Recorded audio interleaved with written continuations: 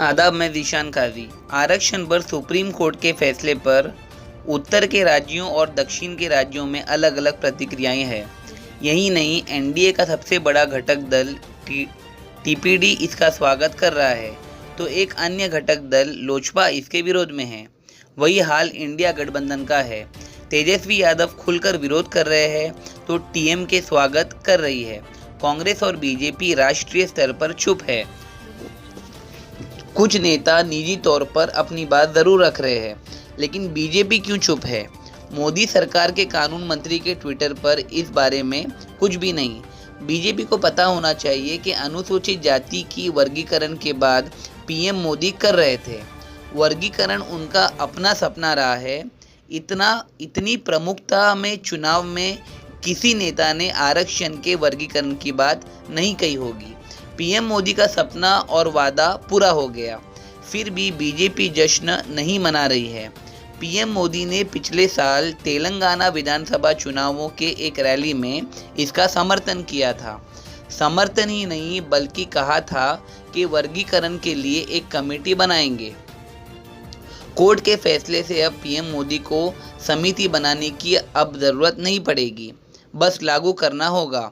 लेकिन पीएम मोदी ने ही इस फैसले पर कुछ क्यों नहीं कहा? बीजेपी क्यों चुप रह गई? जीत का जश्न बीजेपी के मुख्यालयों में दिखाई नहीं दे रहा। हिंदी प्रदेश के युवाओं को बताने में दिक्कत क्यों है कि आरक्षण का वर्गीकरण पीएम मोदी का सपना था, जो कोर्ट ने पूरा कर दिया है। बीजेपी कह सकती कि इसमें कोर्ट का रोल है, सरकार का रोल नहीं है, लेकिन ये बात पूरी तरह से सच नहीं है। पीएम मोदी भी इसकी वकालत कर रहे हैं, वर्गीकरण के पक्षधर रहे हैं। पिछले साल सिकंदराबाद के एक चुनावी सभा में पीएम मोदी ने मनीगा समुदाय के 3 दशक से चली आ रही अनुसूचित जाति में हुप वर्गीकरण की मांग को समर्थन दिया। मलीगा समुदाय तेलंगाना का सबसे अधिक जनसंख्या वाला अनुसूचित जाति जनसंख्या है और उसका आरोप रहा है कि एससी आरक्षण में उसका जायज़ हिस्सा माना समुदाय के लोग लेते रहे हैं। सभी को पता है कि तेलंगाना की 2 दलित जातियां माला और मडिगा समुदाय में इस बात को लेकर तनाव रहता है। पीएम मोदी ने चुनावी सभा में मडिगा समुदाय की मांग को लेकर 30 साल से संघर्ष कर रहे मंडा कृष्णा माडिगा को गले लगाया था। मैं आज बहुत भावुक हूं। आप कल्पना करिए, कृष्णा ने 30 साल अपनी जवानी पूरी खपा दी। इतना बड़ा आंदोलन अविरत रूप से चलाया। कृष्णा मेरा छोटा भाई है। आज से इस आंदोलन में कृष्णा मेरा नेता है। मैं उसका असिस्टेंट हूं और मैं आपके लिए पूरे दायित्व के साथ इस न्याय की लड़ाई में साथ रहूंगा। आप सभी यहां आए, हमें आशीर्वाद दिया, इसके लिए आप सबका फिर एक बार धन्यवाद करता हूं। और इस आंदोलन में मेरे नेता कृष्णा है। मैं कृष्णा का साथी हूं और मैं कृष्णा के नेतृत्व में आपके साथ खड़ा हूं। सिकंदराबाद की उस सभा में पीएम मोदी बार बार कह रहे थे, माडिगा समुदाय के मेरे भाइयों बहनों, इस संबोधन का इस्तेमाल कर रहे थे। तेलंगाना के दलित समुदाय जैसे व्यापक अभिनंदन या संबोधन का इस्तेमाल नहीं कर रहे हैं।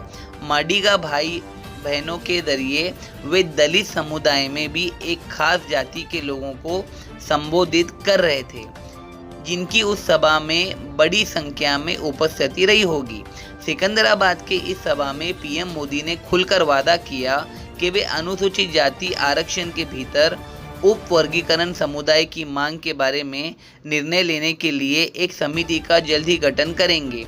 यही नहीं, सुप्रीम कोर्ट में चल रहे मुकदमे में भी उनकी सरकार न्याय के पक्ष में माडिगा समुदाय की मांग के साथ मजबूती से खड़ी रहेगी। कोर्ट में मोदी सरकार के वकीलों ने भी वर्गीकरण का पक्ष लिया है। पीएम मोदी ने तब ऐसा वादा एक से ज्यादा रैलियों में किया था। भारतीय जनता पार्टी पिछले 3 दशक से हर संघर्ष में आपके साथ खड़ी रही है। हम जल्द से जल्द इस अन्याय का अंत करने के लिए प्रतिबद्ध हैं। मैं जानता हूं कि यहां पर ऐसे कई लोग हैं जिन्होंने अपने अधिकारों के लिए लंबे समय तक संघर्ष किया है। ये हमारा वादा है कि हम जल्द ही एक कमेटी का गठन करेंगे जो आपके सशक्तिकरण के हर रास्ते को अपनाएगी। हम और आप ये भी जानते हैं कि एक बड़ी न्यायिक प्रक्रिया सुप्रीम कोर्ट में भी चल रही है। आपकी इस लड़ाई को हम न्याय की लड़ाई मानते हैं। बाबा साहब आंबेडकर ने हमें जो संविधान दिया है, उस संविधान ने न्याय की जिम्मेवारी मुझ पर दी है। हम उस न्याय को सुनिश्चित करा करके ही रहेंगे। अदालत में भी आपको न्याय मिले, ये भारत सरकार की सर्वोच्च प्राथमिकता है। पूरी मजबूती के साथ भारत सरकार न्याय के पक्ष में आपके साथी। तब पीएम मोदी ने सुप्रीम कोर्ट में चल रही सुनवाई का भी जिक्र किया था। फिर मार्च 2024 में लोकसभा चुनावों के दौरान मंडा कृष्णा माडिगा ने एक प्रेस कॉन्फ्रेंस में वोटरों से कहा कि वो वारंगल सीट पर भाजपा के उम्मीदवार को वोट करे, क्योंकि पीएम मोदी ने वादा किया है कि वे उनकी मांग अनुसूचित जाति में उप वर्गीकरण को पूरा करेंगे। तेलंगाना के कांग्रेस नेता और माडिगा समुदाय से आने वाले सतीश माडिगा ने तब कहा था, मंडा कृष्णा माडिगा समुदाय के लोगों को बहका रहे हैं। उन्होंने भाजपा की आलोचना करते हुए कहा कि जब भाजपा अनुच्छेद 370 हटाने और 3 तलाक पर कानून लाने जैसे काम बिना समिति बनाए कर सकती है, तो फिर इस मांग के लिए समिति बनाने का ड्रामा क्यों? नवंबर के चुनाव के बाद फरवरी में ही सुप्रीम कोर्ट में सुनवाई पूरी हुई। इसका फैसला 1 अगस्त को आया। यही नहीं, सरकार के वकील इस मामले की सुनवाई के दौरान वर्गीकरण की वकालत कर रहे थे। तब फिर बीजेपी ने पूरे धूमधाम के साथ इस फैसले का स्वागत क्यों नहीं किया? जबकि फैसला आते ही बीजेपी की सहयोगी और आंध्र प्रदेश के मुख्यमंत्री चंद्रबाबू नायडू ने ट्वीट कर दिया और स्वागत किया। टीडीपी नेता चंद्रबाबू नायडू ने कहा कि हम इस फैसले के स्वागत करते हैं। 1966 में जस्टिस राजू रामचंद्र समिति ने सबसे पहले वर्गीकरण की बात की थी। सभी समाजों के लिए न्याय होना चाहिए। सामाजिक न्याय तेलुगु देशम की विचारधारा है। वर्गीकरण सबसे गरीब तबकों तक न्याय पहुंचाने का जरिया है। तेलंगाना के मुख्यमंत्री ने तुरंत ऐलान कर दिया कि वे इस फैसले को लागू करेंगे। बीजेपी कम से कम श्रेय तो ले सकती थी। कर्नाटका के पूर्व मुख्यमंत्री और बीजेपी के सांसद बसवराज बोम्मई ने इस फैसले का स्वागत किया है और कहा है कि बीजेपी की जीत है। बसवराज बोम्मई ने कहा कि जब वे मुख्यमंत्री थे तब उनकी सरकार आते ही आरक्षण को मंजूरी दी।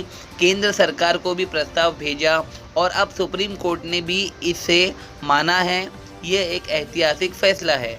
कर्नाटका के मुख्यमंत्री सिद्धरामैया ने कहा है कि ये फैसला ऐतिहासिक है और मैं इसका स्वागत करता हूं। उन्होंने ट्विटर पर एक बयान में लिखा है कि इस फैसले के साथ आंतरिक आरक्षण के मामले में एक बड़ी बाधा टल गई है। हम अनुसूचित जाति के समुदाय के नेताओं और कानून के जानकारों के साथ इस फैसले के विवादास्पद पहलुओं पर चर्चा करेंगे, जिसमें क्रीमी लेयर का मुद्दा भी शामिल है। उसके बाद उचित कार्रवाई की जाएगी। कांग्रेस पार्टी अनुसूचित समुदाय में आंतरिक आरक्षण देने की पक्षधर रही है। हमने अपने पिछले विधानसभा चुनाव में कांग्रेस द्वारा गठित जस्टिस एजी सदाशिव की कमेटी के सुझाव का वादा किया था और हम इसे लेकर प्रभावित हैं। दक्षिण भारत में इस फैसले को लेकर अलग वाकया हो रही है और स्वागत भी किया जा रहा है। इसका कारण है कि वहाँ अलग अलग राज्यों में दलित जातियों के बीच इस मुद्दे को लेकर राजनीतिक अभिव्यक्ति मिली है और ये तनाव और प्रतिस्पर्धा का कारण भी रहा है। तमिलनाडु के मुख्यमंत्री एम.के. स्टालिन ने भी सुप्रीम कोर्ट के फैसले का स्वागत किया है। स्टालिन ने ट्वीट किया है कि सामाजिक न्याय एक मॉडल की जीत है। एक आधारिक समिति का गठन करके जो डेटा इकट्ठा किया गया था उसके आधार पर मैंने विधानसभा में ड्राफ्ट पेश किया जिसे करुणानिधि की सरकार ने पास किया था।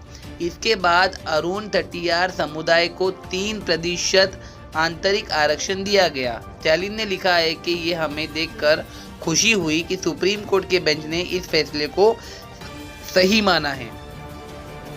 योगेंद्र यादव और प्रणब धवन ने आज अपने लेख में तमिलनाडु के इस प्रसंग का जिक्र किया है जो इंडियन एक्सप्रेस में छपा है। योगेंद्र यादव लिखते हैं कि तमिलनाडु में अनुसूचित जाति में अरुण तटियार जाति 16% है, लेकिन राज्य की नौकरियों में 0.5%। जनगणना जाति में आर्थिक सर्वे होता रहा है, इसलिए हर जाति के बारे में जानकारियाँ उपलब्ध है। दक्षिण के अलग अलग राज्यों में जातिगत चेतना का ये रूप उत्तर से ज़्यादा मुखर है और राजनीतिक दलों पर दबाव बना रहा है। इसलिए दक्षिण भारत के राज्यों और राजनीतिक दलों ने सुप्रीम कोर्ट के फैसले का स्वागत किया है और अपनी सरकार में अनुसूचित जाति में वर्गीकरण के प्रयास का उदाहरण भी दिया है। मगर उत्तर भारत की प्रतिक्रियाएं अलग जान पड़ती है। बीजेपी सांसद और कानून राज्य मंत्री अर्जुन राम मेघवाल के ट्विटर हैंडल पर भी सुप्रीम कोर्ट के फैसले को लेकर कुछ भी नहीं। टीडीपी ने स्वागत किया है तो लोजपा इसका विरोध। एनडीए की सहयोगी है लोक जनशक्ति पार्टी। इसके ट्विटर हैंडल पर सुप्रीम कोर्ट के फैसले का विरोध किया गया है। पार्टी ने नेता चिराग पासवान ने ट्विटर पर कुछ भी नहीं लिखा, मगर लोजपा की ही सांसद शंभवी चौधरी ने ट्विटर पर आरक्षण बचाओ का हैशटैग शुरू कर दिया है। शंभवी ने अपने ट्वीट पर लिखा, आरक्षण सबके लिए बराबर है, उसका वर्गीकरण करना गलत है। आरक्षण का आधार छूत-अछूत और जाति के आधार पर समाज में हो रहा भेदभाव था जो सभी जातियों के लिए एक समान है। अब आप इसमें उप वर्गीकरण जैसे बदलाव लाने की बात कर आरक्षण का आधार और उसका उद्देश्य बदल देना चाहते हैं। कांग्रेस के अध्यक्ष मल्लिकार्जुन खड़गे का भी बयान नहीं आया। फैसले के 24 घंटे बाद केवल राष्ट्रीय जनता दल के नेता तेजस्वी यादव ने कहा कि वे आरक्षण पर सुप्रीम कोर्ट के फैसले के पक्ष में नहीं है और केंद्र सरकार ने मांग करते हैं कि वो अध्यादेश लाए और इस फैसले को रद्द करें। सर्वोच्च न्यायालय की अनुसूचित जाति और जनजाति के आरक्षण के वर्गीकरण के पक्ष में नहीं है और ये निर्णय 1932 के पुनः पैक्ट और संविधान के मूल भावनाओं के खिलाफ हम लोग इसको मानते हैं। ये साफ बात है। आरक्षण जो दलितों को, आदिवासियों को जो दिया गया था, इसमें क्रीमी लेयर का मामला है, इसमें आर्थिक तौर पर तो था ही नहीं। बाबा साहब अम्बेडकर ने इसलिए आरक्षण दिया था जो सदियों से या अभी भी जो भेदभाव, ऊंच नीच, छुआछूत, जो डिस्क्रिमिनेशन जो चल रहा था उसको पाटने के लिए ये आरक्षण है। तो इसको तो आर्थिक तौर पे ये आया कहां से मामला? तो ये पूरी तरीके से हम लोग जो है इसके पक्ष में नहीं है वर्गीकरण को लेकर के। ये आर्थिक तौर पे नहीं है। अगर आर्थिक तौर पे आपको न्याय दिलाना है तो आप नौकरी दीजिए सबको। क्यों नहीं देते नौकरी? नौकरी की बात क्यों नहीं करते? कितने लैंडलॉर्ड हैं, कितने कम परसेंट, कितना लैंड किसके पास है? सबके पास आंकड़ा सबके सामने दिखा है, डिस्ट्रीब्यूट कर दो। लेकिन आज भी ऐसा देखा गया है, हम लोग देखते हैं कि दलितों की किस तरह से पिटाई की जाती है। जब शादी में घोड़े पे बैठा, घोड़ी पे बैठे दिया जाता है, पूजा पाठ नहीं करने दिया जाता। दलितों और आदिवासियों को तो छोड़ो, अखिलेश यादव जी मंदिर जाते उसको भी धोया जाता। जीतन राम मांझी यहाँ मंदिर गए तो उसको धोया गया। तो ये जो भेदभाव, ऊंच नीच, छुआछूत, कोई जो है अनुसूचित जाति और जनजाति का मालिक ना बने, उसका वो ना बने। दलित आदिवासी अपना भला स्वयं जानते हैं, अपना निर्णय वो खुद करना जानते हैं। इसलिए हम लोग पूरी तरीके से जो है केंद्र सरकार से हम चाहते हैं कि अध्यादेश ला करके जो विसंगति है उसको दूर किया जाए इस मामले में। और इसमें क्यों नहीं अध्यादेश लाया जा सकता? जब केंद्र सरकार SC ST एक्ट को लेकर के अध्यादेश ला सकती है तो इस मामले में अध्यादेश क्यों नहीं लाया जाता? तो हम लोग तो चाहेंगे कि एनडीए की जो सरकार। तेजस्वी यादव के साथ साथ बसपा नेता मायावती ने सुप्रीम कोर्ट के फैसले का विरोध किया है। उन्होंने लिखा है कि सामाजिक उत्पीड़न की तुलना में राजनीतिक उत्पीड़न कुछ भी नहीं। क्या देश के खासकर करोड़ों दलितों व आदिवासियों का जीवन द्वेष व भेदभाव मुक्त व आत्मसम्मान व स्वाभिमान का हो पाया है? अगर नहीं तो फिर जाति के आधार पर तोड़े और पछाड़े गए इन वर्गों के बीच आरक्षण का बंटवारा कितना उचित? देश के SC, ST व OBC बहुजनों का प्रति कांग्रेस और भाजपा दोनों ही पार्टियों और सरकारों का रवैया उदारवादी रहा है, सुधारवादी नहीं। वे इनके सामाजिक परिवर्तन व आर्थिक मुक्ति के पक्षधर नहीं, वरना इन लोगों के आरक्षण को संविधान की नवी अनुसूची में डालकर इसकी सुरक्षा जरूर की गई होती। जजमेंट में जो क्रीमी लेयर वाली बात है वो थोड़ी अटपटी है। अटपटी इसलिए है कि ये मुद्दा दरअसल कोर्ट के सामने था ही नहीं, ये अपील नहीं थी, ये मांग नहीं थी, किसी राज्य सरकार ने कहा नहीं था, अपीलकर्ता ने इस पे सवाल नहीं पूछा था, लेकिन 4 जजों ने उस सवाल का जवाब दिया है। अब इसे कोर्ट का ऑर्डर माना जाएगा या नहीं, इसमें संदेह है। मेरी अपनी समझ है कि ये कोर्ट का ऑर्डर नहीं है, ये केवल ऑब्जर्वेशन है, जजों की टिप्पणियां हैं। लेकिन वो टिप्पणियां एक तरह से दरवाजा खोलेंगी तो संभव है, इसकी आशंका है कि अगर कोई राज्य अब SC, ST का सब कोटा बनाता है तो कोर्ट उससे पूछेगा, हाई कोर्ट पूछ सकता है कि तुमने अभी तक इसमें क्रीमी लेयर को लागू क्यों नहीं किया। अटपटा इसलिए भी है कि क्रीमी लेयर की अवधारणा को OBC में लागू करना तो समझ आता है, लेकिन SC, ST समाज में क्रीमी लेयर बहुत ही कम लोगों पर लागू हो सकता है। वैसे जस्टिस गवई ने साफ लिखा है कि सीधी OBC वाली डेफिनेशन को इस पे लागू ना किया जाए। मतलब कि अगर आपके पास 4 पैसे हैं तो इसका मतलब ये नहीं कि आप सैकड़ों साल के जाति वंचना से मुक्त हो गए हैं, लेकिन क्रीमी लेयर नामक चीज है ये उन्होंने स्वीकार किया है। खतरा इससे एक चीज का है कि पहले ही इस देश में रिजर्वेशन के साथ खिलवाड़ होता है। खिलवाड़ ये होता है कि डिक्लेयर कर दिया जाता है कि कैंडिडेट सब इंटरव्यू हो गए, नॉट फाउंड सूटेबल, कोई कैंडिडेट योग्य नहीं था, सीट खाली रह जाती है और धीरे से बाद में जनरल में ट्रांसफर कर दी जाती है। अब अगर क्रीमी लेयर का लागू करना शुरू किया तो इसका मतलब ये होगा कि अब पहले से भी कम कैंडिडेट मिलेंगे। नॉट फाउंड सूटेबल खासतौर पे ऊपरी किस्म के जॉब्स के लिए, प्रोफेसर, डॉक्टर, इंजीनियर के लिए और भी आसानी से कहना हो जाएगा कि नॉट फाउंड सूटेबल, और फिर कहीं जनरल्स की तरफ इसको ट्रांसफर कर दिया जाएगा। इसलिए मेरी निगाह में एक इंपॉर्टेंट चेंज जो होना चाहिए वो ये, आप क्रीमी लेयर लागू कर लीजिए, पहला उसका डेफिनेशन बहुत ऊंचा रखना होगा, और दूसरा अगर क्रीमी लेयर पे किसी को माना जाता है उसको आप SC, ST रिजर्वेशन से डिस्क्वालीफाई मत कीजिए, उसको लाइन के अंत में खड़ा कर दीजिए। मतलब कि अगर बाकी सबको कंसिडर करने के बाद वैकेंसी रही तो आपको भी कंसिडर किया जाएगा, क्रीमी लेयर वालों को भी, नहीं तो नहीं, यानी कि रिजर्वेशन से खेल। सुप्रीम कोर्ट के फैसले को लेकर आज अलग अलग समीक्षाएं हो रही है। मूल सवाल ये भी है कि नौकरी तो है नहीं, नौकरियां कम होती चली गई पिछले 20 से 25 वर्षों से। जब नहीं है तो आरक्षण का फायदा एक वर्ग को कैसे मिल गया। अभी हाई कोर्ट का एक डेटा आया है कि केंद्रीय कानून मंत्रालय के कानून के अनुसार 2018 से 2023 के बीच नियुक्त किए गए 650 में से 492 हाई कोर्ट जज जनरल कैटेगरी के हैं। ये कुल जजेस की संख्या का 75% से अधिक है। बाकी नियुक्ति में 23% अनुसूचित जाति से है, 10% अनुसूचित जनजाति से है, 76 OBC से और 36 अल्पसंख्यक समुदाय के। राहुल गांधी बार बार ये सवाल उठा रहे हैं कि ये भी कि केंद्र सरकार के सचिवों में दलित कितने हैं, आदिवासी कितने हैं, जो IAS बनकर भी वहाँ भेदभाव के शिकार हो रहे होंगे।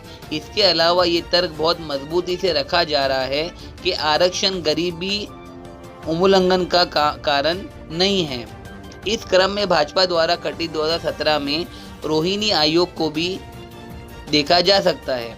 दिल्ली हाई कोर्ट की रिटायर्ड जस्टिस T रोहिणी के अध्यक्षता में 4 सदस्यीय आयोग का गठन हुआ। OBC जातियों के भीतर उपवर्गीकरण के सवाल पर विचार करने के लिए, लेकिन गठन के बाद रोहिणी कमीशन का टर्म बढ़ाया जाता रहा। अगले 6 साल में रोहिणी गटिनी का टर्म 13 बार बढ़ाया गया है और लास्ट में उसने अपनी रिपोर्ट 2023 जुलाई में राष्ट्रपति को सौंप दी है, पर ये रिपोर्ट ना अब तक सरकार की ओर से सार्वजनिक की गई है और ना संसद के बटन पर आई है। पहले भी सोशल मीडिया पर कहा गया था कि जैसे जैसे इस फैसले पर व्याख्या होगी, राजनीति मुखर होगी। मैं दिशान गादी, देश और दुनिया की तमाम खबरों के लिए देखते रहिए सहारा अधिकार।